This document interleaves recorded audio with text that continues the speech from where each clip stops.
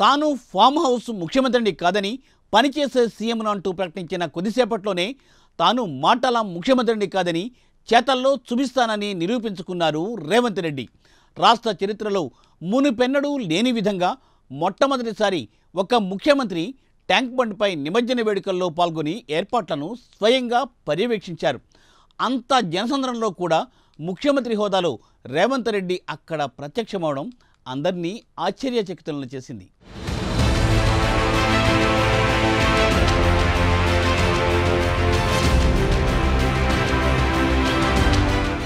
గణేష్ నిమజ్జన వేడుకలంటే హుస్సేన్ సాగర్ అంటే నిమజ్జన వేడుకలు. 11 రోజుల పాటు పూజలందుకున్న గణనాథులు ఒక్కొక్కటిగా తరలి వస్తుంటే చూసేందుకు 2 కళ్ళు సరిపోవు. అందుకే ఎక్కడెక్కడి నుంచి ప్రజలు ఆ వేడుకలు వీక్షించడానికి హాజరవుతూ ఉంటారు. ట్యాంక్ బండ్ పరిసరాలు కిక్కిరిసిపోతుంటాయి. మరి అలాంటి వేడుకలకు ఏ రోజైనా సీఎం రావడం చూసారా? హిస్టరీలో ఇప్పటి వరకు ఎప్పుడూ లేదు. సీఎం రేవంత్ రెడ్డి ఆ చరిత్రను తిరగరాశారు.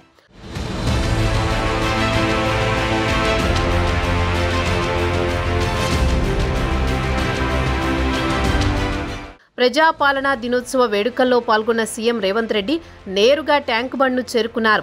ఖైరతాబాద్ బడా గణపతి శోభాయాత్రను తిలకించారు. ఆయనేదో ఆట విడుపుగా నిమజ్జనోత్సవాలకు హాజరు కాలేదు. అసలు ఏర్పాట్లు ఎలా ఉన్నాయి, అంతా ప్రణాళిక ప్రకారమే జరుగుతున్నాయా? ఇలా ప్రతి ఒక్క విషయాన్ని అధికారుల నుంచి కాకుండా గ్రౌండ్లో పనిచేస్తున్న వారిని అడిగి తెలుసుకోవాలనుకున్నారు. అట్ ది సేమ్ టైం ప్రత్యక్షంగా పర్యవేక్షించాలనుకున్నారు. అందుకే డైరెక్ట్ ఎంట్రీ ఇచ్చారు.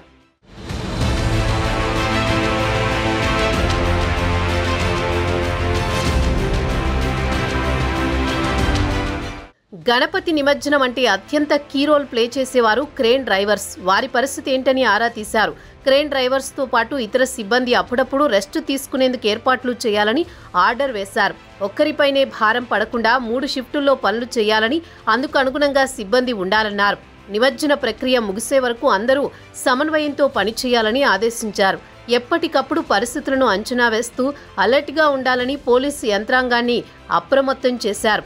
1-2 రోజులు కొనసాగే నిమజ్జనోత్సవాలు ఎలాంటి డిస్టర్బెన్స్ లేకుండా సాఫీగా జరగడానికి సూచనలు చేశారు.